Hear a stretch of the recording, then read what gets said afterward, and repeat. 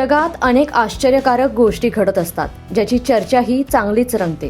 अशीच एक चर्चा कोल्हापुरातील पुनर्जन्माची रंगली आहे. जिल्ह्यात नाही तर महाराष्ट्रभर ही घटना कुतूहलाचा विषय ठरली आहे. एक मृत व्यक्ती रुग्णवाहिकेत पुन्हा जिवंत झाल्याची ही घटना कोल्हापुरात घडली आणि प्रत्येकाच्या मुखी एकच चर्चा आहे, विठ्ठलानं पांडुरंगाचे प्राण वाचवले. पण आता याच पांडुरंग तात्यांच्या नातेवाईकांच्या मात्र चिंतेत भर घातली. एकीकडे पांडुरंग तात्यांचा झालेला पुनर्जन्माचा आनंद, तर दुसरीकडे आरोग्य विभागाच्या चौकशीचा मागे लागलेला ससेमिरा. यामुळे जिल्ह्यात आता या प्रकरणानं सगळेच गांगरून गेले असून या घटनेमागील नेमकं सत्य काय आहे हे जाणून घेणं गरजेचं आहे. पांडुरंग तात्यांच्या बाबतीत नेमकं काय घडलं हे आधी आपण जाणून घेऊयात. कोल्हापुरातील कसबा बावडा येथील उल्पेमळा परिसरात राहणारे, देवाच्याच नामस्मरणात रमणारे पांडुरंग रामा उल्पे उर्फ पांडू तात्या. शेतमजूर म्हणून काम करणाऱ्या पांडू तात्या यांना एकुलती एक मुलगी आहे. गेल्या 40 वर्षांपासून ते वारकरी संप्रदायात असून सर्वांशी मिळून मिसळून वागण्याचा त्यांचा स्वभाव. 15 दिवसांपूर्वी पांडू तात्या नेहमीप्रमाणे घरी देवाची पूजा करत असताना त्यांना हृदयविकाराचा झटका आला. त्यांच्या पत्नी बाळाबाई यांना हे लक्षात येताच त्यांनी आरडाओरडा करत शेजाऱ्यांना हाका मारल्या. त्यानंतर तत्काळ त्यांना दवाखान्यात हलवण्यात आलं. रात्री उशिरापर्यंत त्यांच्यावर डॉक्टरांचे उपचार सुरू होते, पण अखेर त्यांची प्राणज्योत मालवल्याचं डॉक्टरांनी घोषित केलं. त्यानंतर उल्पेमळ्यात त्यांच्या नातेवाईकांना ही दुःखद वार्ता समजतात त्यांनी इकडं त्यांच्या अंत्यविधीची तयारी सुरू केली. दवाखान्यातून तात्यांना ॲम्ब्युलन्समधून घरी आणताना नेमका एक खड्डा आला आणि त्याच खड्ड्याच्या धक्क्यामुळं त्यांनी हालचाल केल्याचं नातेवाईकांना जाणवलं. लगेचच आहे अशीच ॲम्ब्युलन्स तशीच परतवून पुन्हा जवळच्या दवाखान्यात नेली आणि तात्यांवर पुन्हा उपचार करण्यास सुरुवात करताच तात्यांनीही उपचाराला प्रतिसाद दिला. देवाच्या नामस्मरणात तल्लीन असणाऱ्या तात्यांना विठ्ठलानं जगण्याची पुन्हा एकदा संधी दिली, याचा आनंद त्यांच्या घरच्यांना झालाय. या सगळ्याच घटनेचा साक्षीदार त्यांचा नातू होता. त्यानं नेमकं काय घडलंय हे सांगितलंय. डिसेंबर रोजी आजांना थोडंसं अस्वस्थ वाटत होतं. ते बसले होते घरात. त्यांना चक्कर वगैरे आल्यासारखं जाणवलं, घाम वगैरे फुटलेला. त्यांना लगेच शेजारी सगळ्यांनी गाडीतून घालून हॉस्पिटलला नेलं. बावड्यातील एका हॉस्पिटलला नेलं. तिथे सांगितलं पुढील हॉस्पिटलला न्या, थोडंसं हे वाटत आहे, क्रिटिकल कंडिशन वाटत आहे. तिथून पुढे गेल्यानंतर लगेच आम्ही कोल्हापुरातील एका खाजगी हॉस्पिटलमध्ये गेलो. तिथे उपचार वगैरे सर्व चालू होते. त्यांचे उपचार चालू असताना तब्येत थोडी खालवत निघाली. त्यांची कंडिशन क्रिटिकल होत चाललेली. डॉक्टरांचे उपचार चालूच होते. त्यावेळेला नंतर डॉक्टरांनी सांगितले की त्यांची प्राणज्योत मालवत चालली आहे. त्यांच्या मुलगीला वगैरे बोलवून घेतलं. त्यानंतर त्यांना पण सांगितलं. मग घरी वगैरे सगळं अंत्यविधीची तयारी चालू केली. निरोप वगैरे मिळाला शेजारी पाजाऱ्यांनी. अंत्यविधीची पूर्ण तयारी वगैरे झाली. त्यावेळेला आम्ही ॲम्ब्युलन्समधून घेऊन येताना कसबावाड्यात चौगली गेलीच्या आसपास स्पीड ब्रेकरवरून गाडी गेल्यानंतर त्यांचा थोडासा हात हल्ल्यागत झाला. हात हल्ल्यामुळे आम्ही एकमेकाला कल्पना दिली. गाडी लगेचच बाजूला घेऊन बघितलं तर त्यांची जरासा आम्हाला तब्येत दाखवा लागल्यानंतर आम्ही लगेच एका खाजगी हॉस्पिटलला गेलो. ECG वगैरे काढला. त्यानंतर थोडं दाखवल्यानंतर डॉक्टर म्हणले पुढील उपचारासाठी परत एकदा दवाखान्यात जावं. आम्ही DY पाटील हॉस्पिटलला वगैरे गेलो. तिथे कंडिशन क्रिटिकलच होती, पण डॉक्टरांना आम्ही सांगितलं तुम्ही तुमच्यापर्यंत प्रयत्न करा, काय असेल ते आमच्या नशिबाची साथ. नंतर आजोबांचं थोडं औषधांना उपचारांना रिस्पॉन्स मिळायला लागला. त्यांचा हात वगैरे हालचाल पुन्हा चालू झाल्यानंतर डोळे वगैरे उघडले. आम्ही जरा आनंदात भारावून गेलो. त्यांना उपचार प्रॉपर चालू केले डॉक्टरांनी. त्यांना साथ मिळत गेली आणि DY पाटील हॉस्पिटल वगैरे परत त्यांच्या अँजिओप्लास्टीच्या उपचारासाठी निरामय हॉस्पिटल वगैरे आम्ही सर्व शर्तीचे प्रयत्न केले आणि आमच्या आजोबा सुखरूप घरी आली. तात्यांच्या पत्नीच्या कपाळाचं कुंकू जणू साक्षात विठ्ठल आला आणि त्यानंच त्याचं रक्षण केल्यासारखी ही घटना घडली. काय तेच की चक्कर येऊन पडलं. मग दवाखान्यात आपल्या शेजापाजाऱ्याने त्यानं गाडी काढून नेलं दवाखान्यात. तिथनं पुढं मग नातेवाईक सगळं आमचं येऊन त्यांनी सगळे मदत करून घरात सुखरूप आणून घालवलं. घरी घेऊन आलं. डॉक्टर DY पाटील डॉक्टरांचं पण ते दवाखान्यात नेलेलं त्या डॉक्टरांचं पण आभार खूप मानल थोडंच आहेत. हे जीवदान दिला मालकासने आमच्या. पांडुरंग तात्यांचा पुनर्जन्म झाला, पण अशा घटना याआधीही घडल्या असून त्या नेमक्या कोणत्या कारणामुळे घडतात याबाबत कोल्हापुरातील DY पाटील हॉस्पिटलचे हृदयरोग तज्ज्ञ डॉक्टर स्वप्नदीप पाटील यांनी काय माहिती दिली हेही पाहूया. मेडिकली डेथ म्हणजे मृत्यू हा आपण जेव्हा संबोधित करतो तेव्हा त्याचे 3 स्टेजेस असतात. पहिली म्हणजे क्लिनिकल डेथ. क्लिनिकल डेथ म्हणजे काय की हृदयाचे ठोके थांबणे आणि श्वास घेणे थांबणे, याला क्लिनिकल डेथ म्हणते.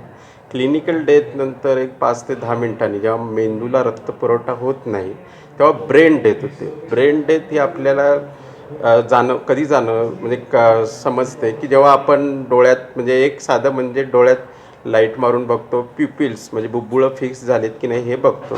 ती झाली असतील तर शक्यतो आपण ब्रेन डेथ आणि क्लिनिकल डेथ म्हणून डेथ डिक्लेअर करू शकतो.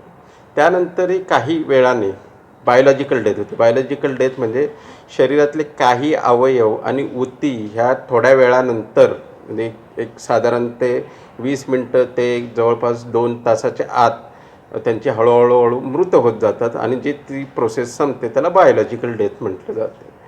काही वेळेला जेव्हा आपल्याला हृदयाची म्हणजे ECG आपण काढतो, परत तपासण्या करतो, ECGवर फ्लॅट लाईन येते, त्यावेळी काही वेळा सस्पेंडेड ॲनिमेशन म्हणून एक प्रकार असतो. म्हणजे त्यात डेथ होत नाही पण माणूस हा डेथ झाल्यासारखा किंवा मृत्यू झाल्यासारखा दिसतो. म्हणजे त्याला श्वास घेत नाही, म्हणजे एकदम कमी प्रमाणात श्वास जो शक्यतो जाणवत नाही, पल्स बाजूच्या भेटत नाहीत आपल्याला, म्हणजे जो नाडीची ठोके अजिबात जाणवत नाहीत.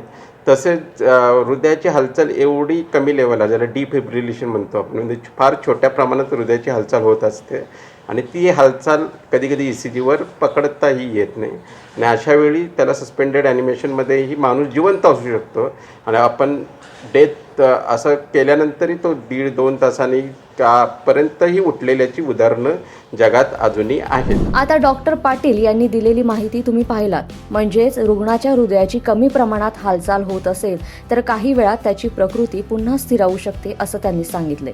असंच काहीसं पांडुरंग उल्पे यांच्या बाबतीत घडलं. परंतु या घटनेनं कोल्हापुरातील आरोग्य विभागाकडून आता नातेवाईकांची चौकशी करण्यात आली आहे.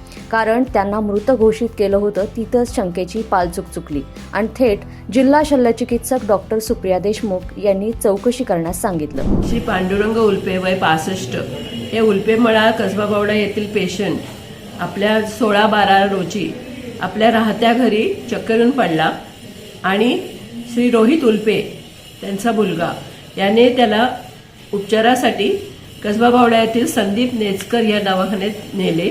तर डॉक्टर नेचकर यांनी त्याला सांगितले की आता वडिलांची परिस्थिती गंभीर आहे आणि तुम्ही उपचारासाठी मोठ्या हॉस्पिटलला. मग संदीपने त्यांना दुधाळी हॉस्पिटल गंगावेश येथे नेले आणि तिथं त्यांनी ECG काढला असता तो स्ट्रेट लाईन आल्यामुळे त्यांनी सांगितलं की ते मयत आहेत आणि त्यांनी कुठलाही मयताचा दाखला दिला नाही. पेशंटला घरी परत पाठवले आणि त्याच रुग्णवाहिकेतनं जात असताना ते आजोबा पांडुरंग उल्पे हल्ले आणि ते मयत नव्हते हे नातेवाईकांना रुग्णाला कळायला त्यांनी त्यांना DY हॉस्पिटल कसबावाडा येथे दाखल केले आणि मग त्या दाखल केल्यावर सदर रुग्णालयाच्या उपचाराचा अडथळा असल्यामुळे रुग्णास परत ॲपल सरस्वती येथे नेले त्यांनी आणि परत त्या दरम्यान ते CPRला सुद्धा आले होते पण CPRला बेड अवेलेबल नव्हता म्हणून ते परत DY पाटीलला जॉईन आले आणि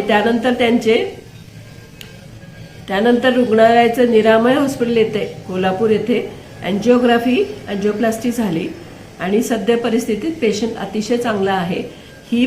ही माहिती आम्हाला 2/1/25 रोजी त्यांचा मुलगा रोहित अरुण रामाणे 30 वर्ष वय यांनी दिली आणि त्यांनी ज्या हॉस्पिटलला नेलं होतं गंगावेशमध्ये त्याचं हॉस्पिटलचं मी नाव विसरलो आहे, मला माहीत नाही असं त्यांनी सांगितलं. त्यामुळे त्या हॉस्पिटलला ज्याने त्याला मयत डिक्लेअर केलं किंवा त्याला मयतीचा दाखला न देता पाठवून दिलं घरी किंवा त्याला पोस्टमार्टमला सुद्धा पाठवलं नाही. महत्त्वाचं होतं की त्यांनी PM करायला पाहिजे होतं. पोस्टमार्टमला इथं आला असता तर इथं सगळं MLC होऊन सगळं होतं आहे आणि पेशंटचं डायग्नोसिस होतं आहे पण त्याला डायरेक्ट घरी पाठवून देतात. असं प्रायव्हेट डॉक्टर्स सगळेच करतात. हे हॉस्पिटल गंगावेशचं कॉर्पोरेशनच्या अंडर आहे जे त्यांना बॉम्बे नर्सिंग ॲक्ट देतात ते त्यांच्यावर मॉनिटरिंग करतात. PCPNDT सुद्धा MOHच्या अंडर आहे. पण ह्या हॉस्पिटल कुठलं होतं गंगावेशचं तेवढं मात्र कळालं नाही. पण पेशंट अतिशय व्यवस्थित आहे. रोहित अरुण रामाने त्यांचा नातू आहे, त्यांनी ते आम्हाला सांगितले, माहिती दिली. अशा पद्धतीने रुग्णाला मृत घोषित केल्यानंतर जर म्हणजे त्याच्यावरती उपचार करणं गरजेचं असेल आणि मृत घोषित केलं असेल तर त्या डॉक्टरवरती काय कारवाई होते?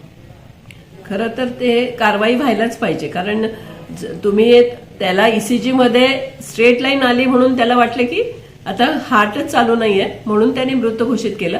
पण आम्ही CPRला जर पेशंट असेल तर आम्ही 2 तास नंतर मृत घोषित करतो. म्हणजे पेशंटला आम्ही सगळ्या म्हणजे कार्डियक अरेस्ट असेल तर मग तसं कार्डियक चेस्ट मसाज देऊन इंजेक्शन देऊन आपण त्याला ट्रीटमेंट करतो कार्डियकची पहिले.